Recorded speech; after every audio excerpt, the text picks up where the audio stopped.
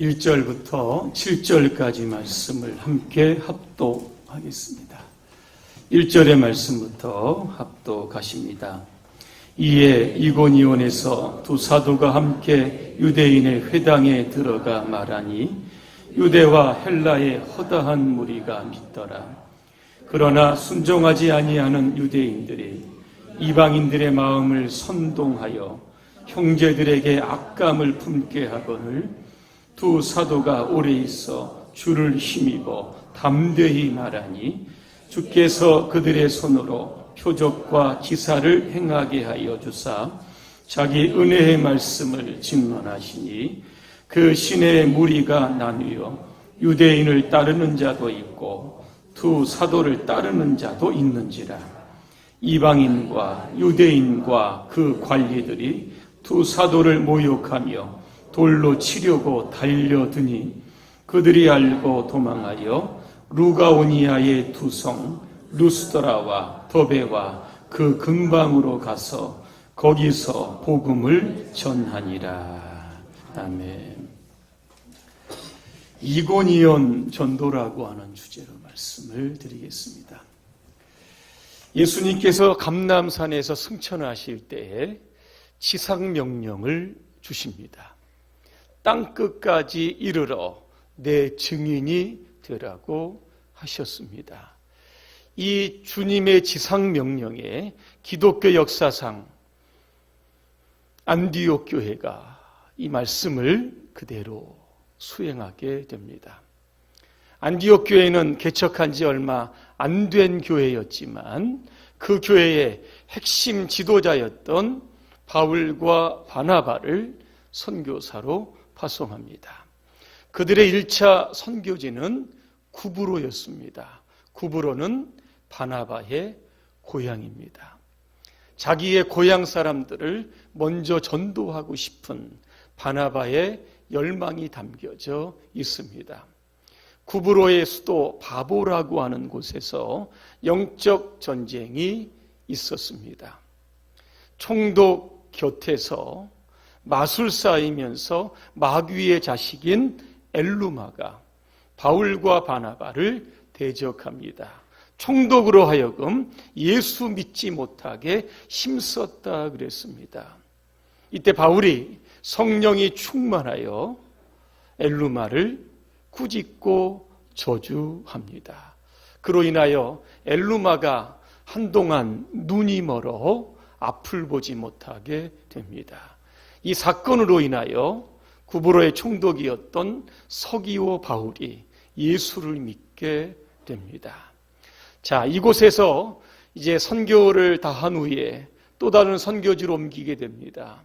그 선교지가 어디냐면 밤빌리아 버가라고 하는 곳입니다. 이 버가에서 뜻하지 않은 일이 발생하게 됩니다. 함께 선교팀의 일원이었던 마가가 선교를 도중에 중단하고 집으로 돌아갑니다. 마가가 선교팀의 도중 하차한 이유는 여러 가지 이유가 있겠지만 부유한 집에 살았던 이 마가가 선교 여행에서 오는 이러한 부담과 힘든 것을 감당하지 못해서 집으로 돌아갔습니다.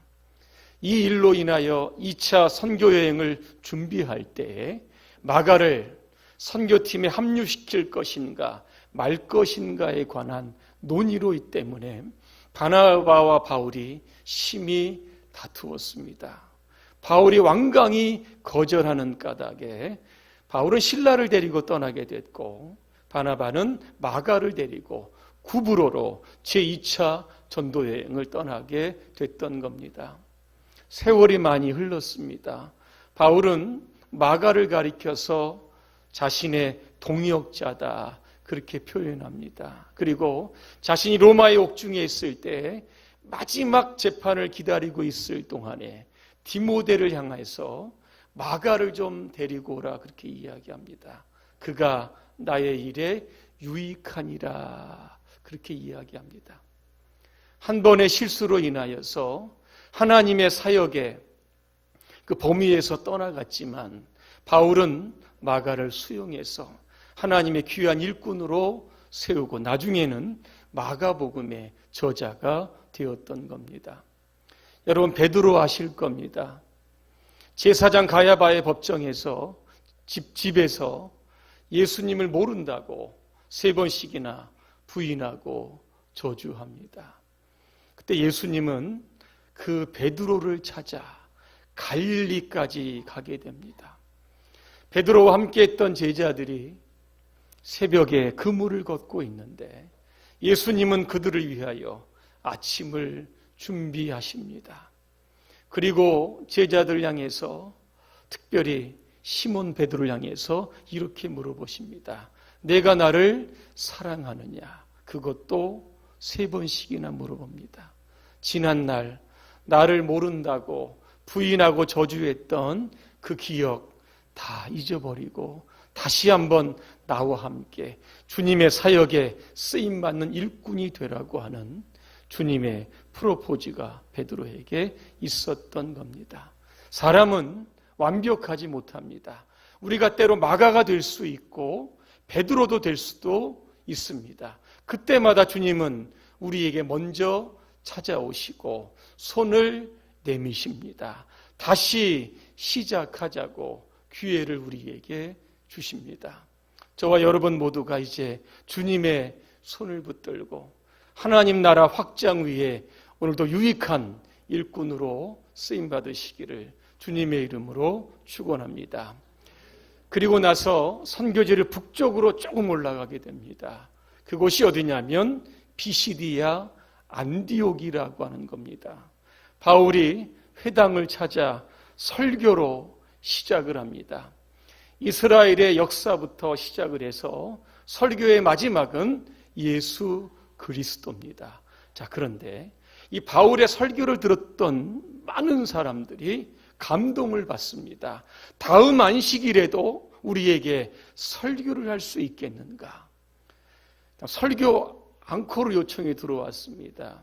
학자들은 그 당시에 비시디의 안디옥의 인구가 약 5만이라고 합니다. 그런데 약 4만의 인구가 원형 경기장에서 바울의 설교를 경청했다. 그렇게 되어 있습니다. 그래서 주의 말씀이 그 지방에 두루 퍼지게 되었다. 그렇게 성경에 기록되어 있습니다. 자, 그런데 선교팀을 박해하는 세력이 등장합니다. 바로 유대인들입니다. 이들이 경건한 귀부인들과 그 지역의 유력한 사람들을 선동해서 바울과 바나바와 함께했던 이 선교팀을 쫓아냅니다. 그들이 도착한 곳이 바로 오늘 이고니온이라고 하는 장소입니다. 자, 그렇다고 하면 선교팀이 비시디의 안디옥에서 열심히 전도하다가 쫓겨났습니다. 그때 이 바울과 바나바를 비롯한 선교 팀원들의 마음이 어떠했을까? 여러분, 낙심했겠습니까? 좌절했겠습니까? 아니면 전도를 포기했겠습니까? 사도행전 13장 52절입니다. 어떻게 되어 있냐면 제자들이 성령 기쁨과 성령이 충만하니라 그랬습니다. 예수 때문에 수많은 모욕과 박해를 받고 쫓겨났는데 그들에게 기쁨이 있었다는 겁니다. 그 기쁨은 어디에서 누가 주셨을까? 바로 성령님입니다. 만약에 이 선교팀 안에 성령이 충만하지 않았다라고 하면 이들은 마가처럼 선교를 중도에 하차하고 집으로 다 돌아갔을 겁니다. 왜? 너무나 힘들었기 때문에 그런 겁니다. 저는 오늘 이러한 상황을 보면서 오늘 우리의 좀 신앙 생활에 한번 적용시켜 보고자 합니다. 여러분, 신앙 생활이 많이 힘드십니까? 많이 고단하십니까? 신앙 생활 할 때마다 기쁨이 있는 것이 아니라 자꾸 지치고 힘 빠지고 여러분 짜증나고 여러분 힘이 많이 드십니까? 교회 생활 해야 되기는 하는데 눈치 때문에 어쩔 수 없이 하고 계십니까? 억지로 하니까 이게 너무 힘이 드는 겁니다. 그렇다고 하면 우리는 이렇게 스스로에게 한번 질문을 던져봐야 합니다. 나는 성령으로 충만한가? 이 질문에 여러분 정직하게 대답해 보시기를 바랍니다. 나는 성령으로 지금 충만해 있는가?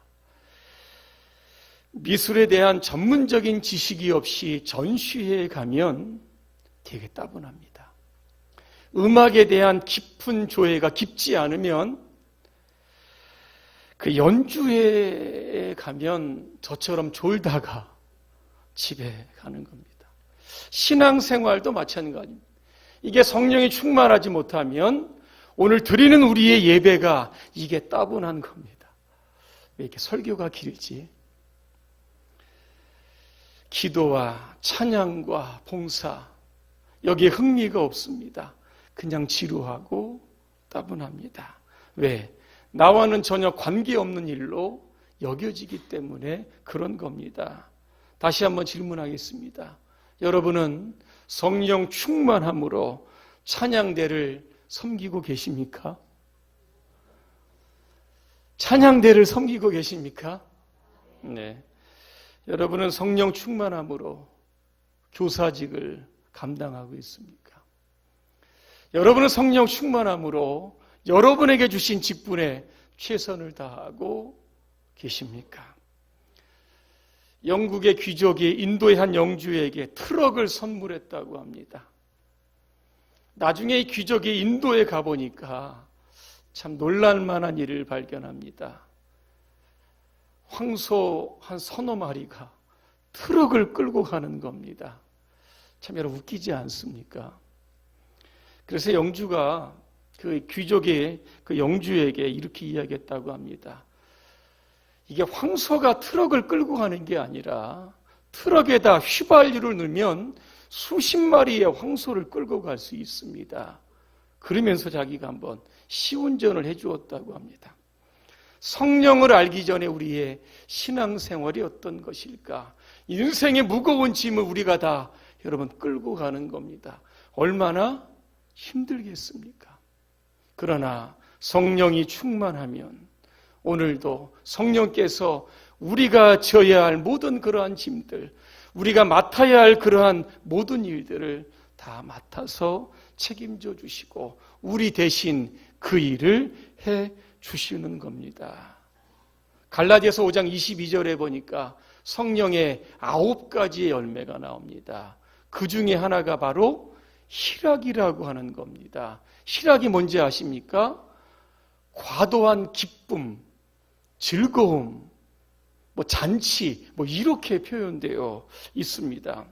교회는 오순절 날에 마가의 다락방에 임하셨던 성령님을 통하여 교회가 세워진 겁니다. 그러면 교회는 성령 공동체입니다. 그러면 성령 공동체의 특징이 뭡니까? 바로 기쁨입니다. 교회 안에는 기쁨이 있는, 예배도 기쁨이 있는 잔치가 이게 되어야 하는 겁니다. 이게 바로 교회입니다.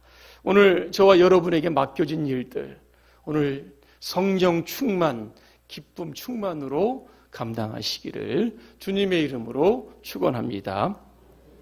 자, 이고니온으로 왔습니다. 바울이 또다시 회당으로 들어갑니다. 그리고 그들에게 이제 말씀을 선포합니다. 이고니온은 지금의 터키의 코냐라고 하는 지역입니다. 바울이 새로운 선교지를 옮길 때마다 가장 먼저 찾았던 것이 회당입니다. 회당은 디아스포라 유대인들의 예배당입니다. 교육과 집회의 장소입니다. 그래서 유대인들이 있는 곳은 어디든지 회당이 있습니다.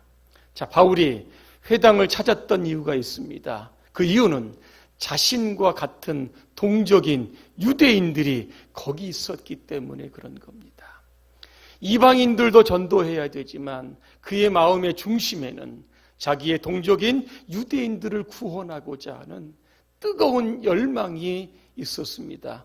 로마서 9장 3절을 제가 한번 공동 번역으로 한번 읽어드리겠습니다. 나는 혈육을 같이 하는 내 동족을 위해서라면 나 자신이 저주를 받아 그리스도에게서 떨어져 나갈지라도 조금도 한이 없겠습니다. 그랬습니다. 말씀을 전하니까 유대인들의 일부가 오늘 바울과 바나바를 따랐다 그랬습니다. 이곤이온에서의 전도도 대단히 성공적이었습니다. 하나 일례를 들어보겠습니다. 바울행전이라고 하는 이 외경에 나오는 이야기입니다. 바울이 이고니오에서 전도했을 때 한 사람이 회심합니다. 손을 들어 내가 이제부터 예수님을 믿겠습니다. 공개적으로 선언을 합니다. 데콜라라고 하는 여성이었습니다. 그리고 세례를 받습니다. 이 여인 가닥에 눈치를 보고 있던 많은 사람들이 예수님을 믿게 됩니다. 근데 그때부터 유대인들의 집요한 반대와 박해가 시작이 되는 겁니다. 그래서 이 데콜라라고 하는 이 기독교 여성을 체포합니다. 그리고 그를 화형을 시키려고 합니다. 장작을 못해 놓습니다. 기둥을 세우고 그의 손을 뒤로 묶습니다. 장작에 불을 지릅니다. 그때 이 여성이 하늘을 향해서 기도합니다. 그때 비가 내립니다. 장작의 불이 다 꺼지게 됩니다. 그 여인은 풀려나게 됩니다. 이 사건을 목격한 수많은 사람들이 또다시 기독교를 믿게 되는 일이 발생하게 되는 겁니다. 이렇게 되다 보니까 유대인들의 박해, 적대, 이게 극에 달했던 겁니다. 자신뿐만 안 되니까 오늘 이방인들까지 합세를 해서 오늘 선교팀을 박해합니다. 여러분, 복음이 선포되는 곳에 사단의 역사도 진행이 됩니다. 사탄은 유대인들을 조종을 해서 세 가지의 악한 일을 하게 됩니다. 첫 번째로 복음에 순종하지 못하게 만듭니다. 지난 시간에 사탄의 역할을 말씀을 드렸습니다. 믿지 않는 자들의 마음을 혼미하게 한다 그랬습니다. 어둡게 하고 깨닫지 못하게 한다는 겁니다. 말씀을 믿지 못하고 듣지 못하고 순종하지 못하게 하는 역사, 이게 바로 사단의 역사입니다. 두 번째 보니까 선동했다 그랬고, 세 번째 보니까 악감을 품게 했다. 선교팀에 대한 미움과 증오를 극대화시켰던 겁니다. 자, 이런 반대자들 앞에서 바울과 바나바는 어떻게 전도했을까? 오늘 우리가 삶의 현장에서 전도할 때에 반대자들을 자주 만납니다. 어떻게 대처할까? 오늘 본문은 몇 가지 우리에게 교훈을 줍니다. 첫 번째로 전도는 팀으로 해야 합니다. 오늘 말씀을 쭉 읽어보시면 두 사도가 함께 했다라고 하는 말씀이 종종 등장합니다. 왜 그럴까? 예수님께서 70명의 전도대를 파송하실 때에 각자 혼자씩 보낸 것이 아니라 둘씩 짝지어 보냈습니다. 그 이유는 한 사람보다 두 사람이 연합하면 더 큰 전도의 효과를 나타낼 수 있기 때문에 그렇습니다. 신명기 32장 20절에 보니까 한 사람이 천을 쫓고 두 사람이 만을 쫓는다 그런 말씀이 있어요. 전도서 4장 9절입니다. 두 사람이 한 사람보다 나으면 그들이 수고하여 좋은 상을 얻는다. 그렇게 말씀합니다. 함께라고 하는 말씀이 있는데 이게 방법이 같다는 겁니다. 전도할 때 각자의 방식을 가지고 한 것이 아니라 같은 방식으로 같이 협력하여 전도를 진행했다라고 하는 뜻이 담겨져 있습니다. 신앙생활도 여러분 마찬가지입니다. 혼자 하는 것 할 수 있습니다. 그러나 함께 할 때에 신앙이 더 견고해지는 겁니다. 어떤 분이 구역 예배를 갔는데 나 배울 것이 없다 그래서 안 가겠다 그렇게 이야기했다고 합니다. 여러분, 구역 예배는 지식의 증진을 위해서 모인 모임이 아닙니다. 구역예배의 주 목적은 바로 사랑의 교제가 나누어지는 현장입니다. 서로 돌아보아 사랑과 선행을 격려하는 곳, 그들의 문제와 아픔을 놓고 눈물로 기도하는 곳이 바로 구역 예배입니다. 여러분, 신앙생활 독불장군으로 여러분 혼자 하지 마시고 전도도 팀으로 하는 것처럼 여러분 모두가 기관이나 부서나 구역에 적극적으로 협력해서 함께 동역하는 교회, 함께 팀으로 일하는 그러한 든든한 교회를 세워가시기를 바랍니다. 두 번째, 전도할 때 오래 있어야 합니다. 오늘 3절에 보니까 두 사도가 오래 있었다. 이고니온은 오래 있을 만한 장소가 아닙니다. 왜냐하면 선교 팀원들에게 모욕을 주고 심지어는 돌을 들어 치려고 달려드는 상당히 위험한 장소입니다. 그럼에도 불구하고 오늘 바울과 바나바가 그곳에 오래도록 머물렀습니다. 왜 그런지 아십니까? 그곳에 하나님께서 영생을 주시기로 작정된 사람들이 있었기 때문에 그런 겁니다. 혹시 전도하시다가 자존심을 상하거나 때로는 모욕을 여러 번 당할지라도 오늘 바울과 바나바처럼 그 사람을, 그 장소를, 그 지역을 떠나지 마시고 끝까지 오랫동안 함께 하시기를 바랍니다. 끝까지 주의 사랑을 나타내시고 주의 복음을 전하시기를 바랍니다. 세 번째입니다. 전도할 때 주를 힘입어 담대히 선포해야 합니다. 저와 여러분들은 예수 그리스도를 믿는 하나님의 자녀들입니다. 마태복음 28장에 보니까 저와 여러분들을 위해 주신 말씀이 있습니다. 보라, 내가 세상 끝날까지 너희와 항상 함께 있으리라 말씀합니다. 임마누엘 주님이 우리와 어디서든지 함께 하신다는 겁니다.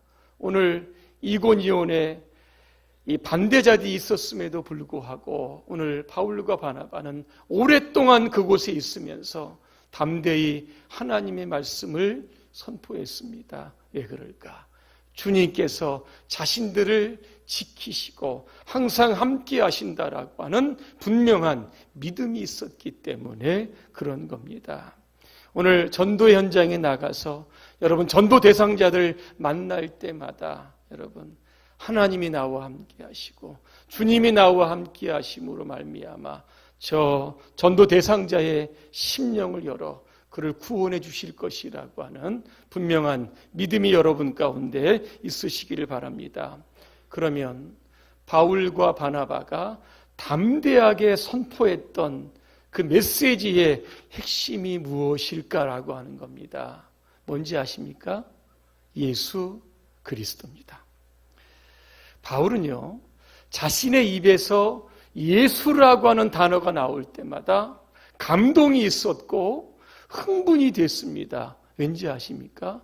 자신이 직접 다메섹에서 부활하신 예수 그리스도를 만났기 때문입니다. 전도의 가장 확실한 메시지는 내가 만난 예수님을 증언하면 되는 겁니다. 오늘 여러분에게도 바울이 만났던 예수 그리스도, 다메섹의 회심이 있으십니까? 바울은 예수님을 만난 후에 그 예수님이 얼마나 귀한지 모든 것들을 다 배설물로 버렸다 그랬습니다. 내가 예수와 예수 십자가 외에는 그 어느 것도 알지 아니하기로 작정했다 그랬습니다.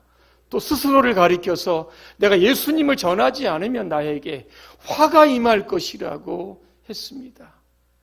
이 말씀을 분석해 보면 이겁니다. 예수님은 내 인생의 전부가 되시고 내 인생의 모든 것이 되시고 내 인생의 목표가 되십니다. 그 예수님을 전하는데 바울이 여러분 대충 전했겠습니까? 부끄러워서 입속으로 우물우물 했겠습니까? 자신의 인생을 건 예수. 오늘 여러분이 만난 예수님, 여러분이 경험한 예수님, 여러분이 자랑하는 예수님을 선포하시면 가장 확실한 메시지가 되는 겁니다. 이 두 사도가 강력한 메시지가 선포되니까 기적과 표적과 기사가 나타났다 그랬습니다. 기사와 표적은 기적입니다. 아무래도 귀신 들린 자가 나갔을 거고 병든 자가 아마 치료되는 일들이 많이 나타났을 겁니다.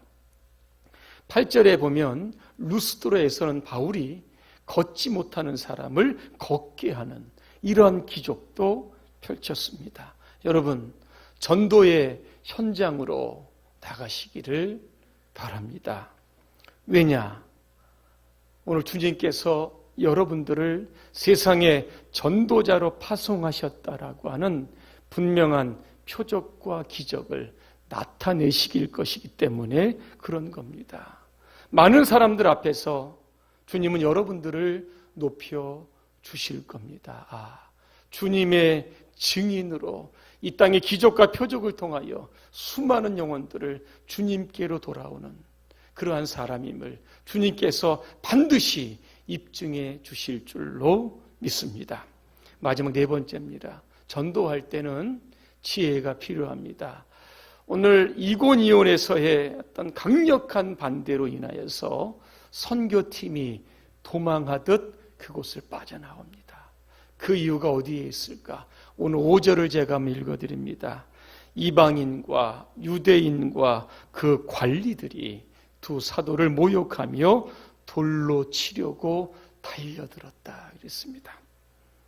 사람들은 이렇게 생각을 합니다. 아니, 선교 나갔으면 선교 현장에서 돌에 맞아 죽는 것이 당연한 게 아니냐. 뭐가 그렇게 두렵고 뭐가 그렇게 무서워서 그 현장을 도망치듯 피할 수 있느냐. 이렇게 비난할 수 있습니다. 자, 그런데 믿음은 우리에게 담력을 주지만 믿음 자체가 만용은 아닙니다. 그러므로 피할 때는 피하고 물러설 때는 물러설 줄 아는 지혜가 필요한 겁니다. 손자병법에 36개가 있다고 합니다. 마지막 36개는 도망치는 거라고 합니다. 도망치는 게 병법 중에 하나입니다. 왜 그럴까? 이기기 위해서 도망치는 것. 이것도 하나의 전략과 전술이 되기 때문에 그렇습니다. 오늘 이고니아에서 도망치듯 빠져나옵니다.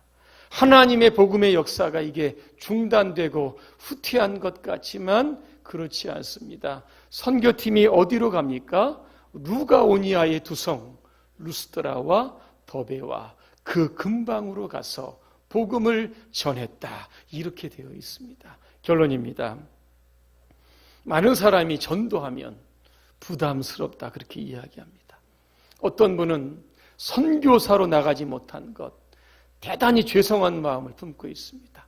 어떤 분은 길거리에 나가서 예수 믿으십시오 이렇게 이야기하는 것 얘기하지 못해서 굉장히 죄송한 마음, 미안한 마음을 갖고 있는 분도 있습니다. 자, 그러나 이제부터는 그 미안한 마음을 여러분 버리시기를 바랍니다. 왜냐하면 전도는 삶 속에서 주님을 보여주는 겁니다.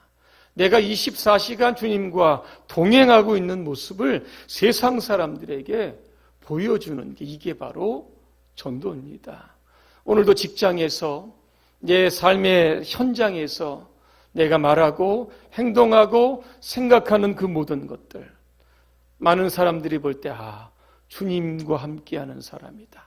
이것만 보여주시면 자동적으로 전도는 이루어지게 될 겁니다. 11월 25일은 추수감사주일이면서 새가족 초청주일입니다. 앞에도 우리 현수막이 걸려 있습니다. 일부 때도 얘기했지만 하나님께서 우리에게 왜 양손을 주셨을까? 나름대로의 왼손과 오른손의 용도가 있겠지만 이걸 전도의 용도로 한번 바꾸어 생각해 보면 한 손에 최소한 한 분씩이라도, 그러면 2분 정도는 우리가 이번 초청주일에 전도하게 될 겁니다. 약 한 달 정도 여러분 남았는데 여러분의 두 손에 믿지 않는 자들을 우리가 교회로 인도하게 되면 올해의 표처럼 2배로 부응하는 이러한 표회를 반드시 실현하게 될 겁니다. 다시 한번 여러분 안에 식었던 전도의 열정을 한번 이번 기회에 뜨겁게 불태워 보시기를 주님의 이름으로 축원합니다. 기도하겠습니다. 하나님, 오늘 우리에게도 바울과 바나바처럼 주를 힘입어 담대하게 내가 만난 예수 그리스도를 세상에 증거할 수 있도록 도와주시옵소서. 내가 주님과 살아가고 있는 이러한 삶의 모습들을 통하여 수많은 사람들을 주님께 인도할 수 있도록 우리 모두를 복내려 주시옵소서. 예수님의 이름으로 기도합니다. 아멘.